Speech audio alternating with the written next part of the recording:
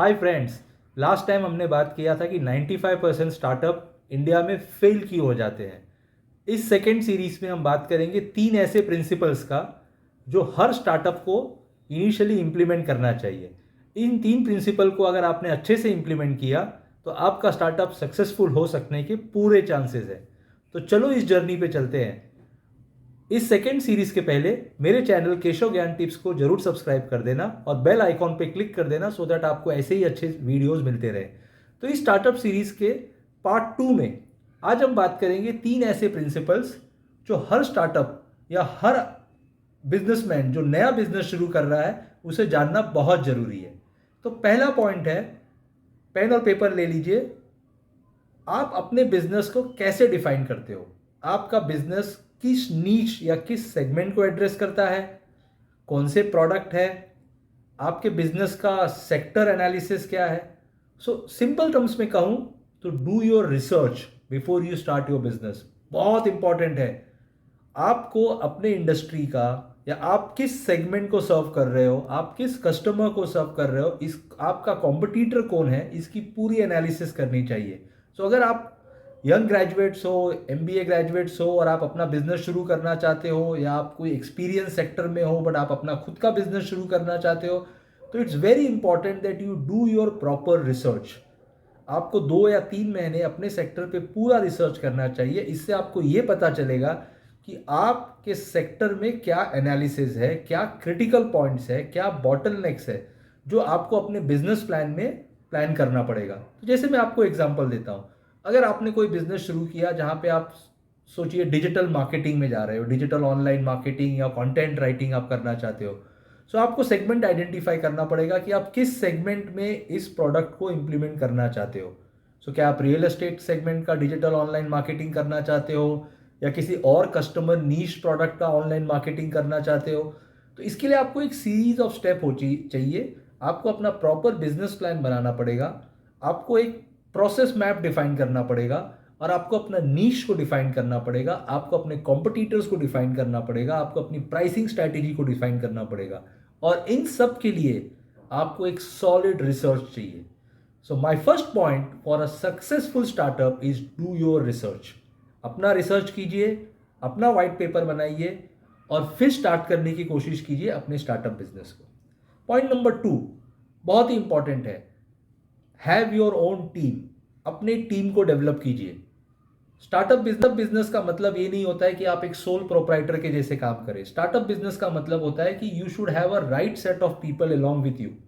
आपको team develop करना बहुत जरूरी है। आपको कोलैबोरेशन में काम करने की आदत होनी चाहिए और आपके टीम में ऐसे मेंबर्स होने चाहिए जो आपकी रिस्पॉन्सिबिलिटीज को शेयर करें। सो जैसे कोई टेक्निकल साइड का मेंबर होना चाहिए, कोई अकाउंटिंग साइड का मेंबर होना चाहिए जो आपके अकाउंट्स, फाइनेंस, कॉस्टिंग को ध्यान रखे।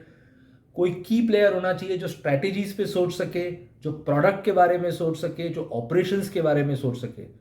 सो जितने जल्दी आप अपने टीम को डेवलप करोगे उतना ज़्यादा आपको कंफर्ट मिलेगा to grow your business larger. So मैं पहले सजेस्ट करूंगा कि एक अच्छे टीम को आइडेंटिफाई कीजिए, अच्छे प्लेयर्स को साथ में लीजिए। अगर आप यंग हो, आपके साथ अगर कुछ कॉलेज स्टूडेंट है या कॉलेज ग्रेजुएट्स हैं या आप अगर मेच्योर सर्विस कर रहे हो और आप अपना बिजनेस शुरू करना चाहते हो, build your team. And the best way to get a right set of talent is give them the ownership of business. उनको अपने बिजनेस का ओनरशिप दीजिए, उनके साथ प्रॉफिट शेयर कीजिए। बट एक अच्छे टीम की बहुत जरूरत होता है before you start your own venture.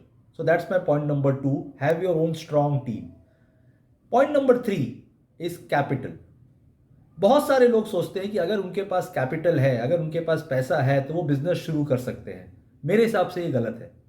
आपको पहले चाहिए content, research, right set of people and then capital.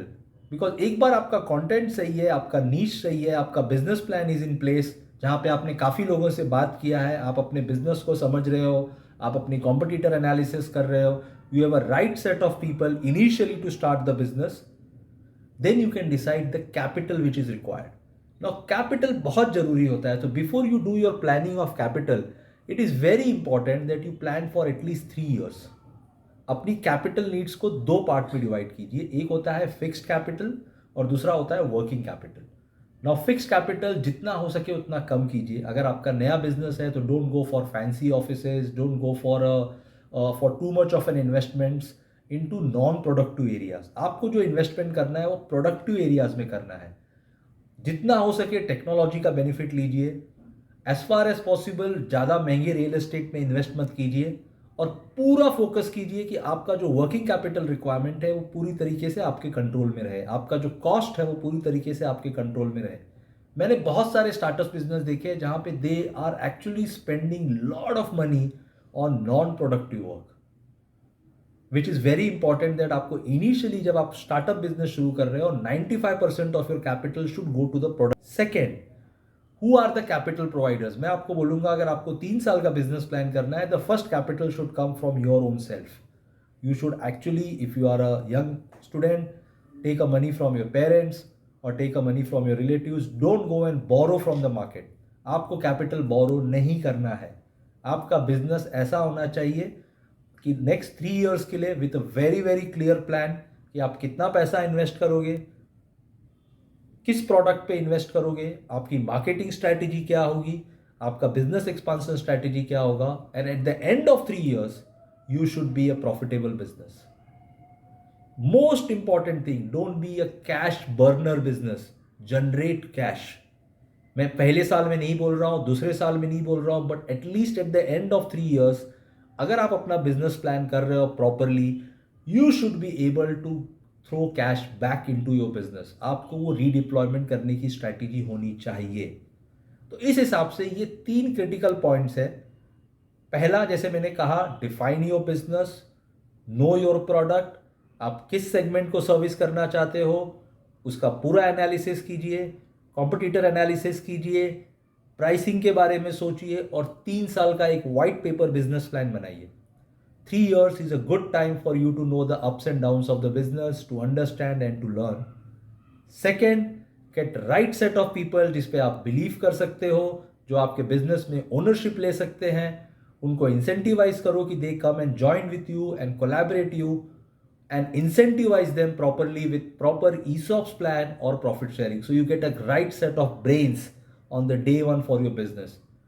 और last point, know your capital needs. आपको बहुत clearly define करना है कि आपका fixed capital क्या है, आपका variable capital क्या है, and see to it कि आपका cost जो है वो पूरी तरीके से आपके कंट्रोल में है। अगर आपके ये 3 aspects before you start up the business, if you are able to handle these 3 aspects properly, और आपने बिजनेस प्लान को उस हिसाब से किया है कि eight the end of 3 years you should not only be profitable, you should be able to return that capital back. अगर आपने अपने पेरेंट्स से पैसे लिए हैं, you should be able to return them back.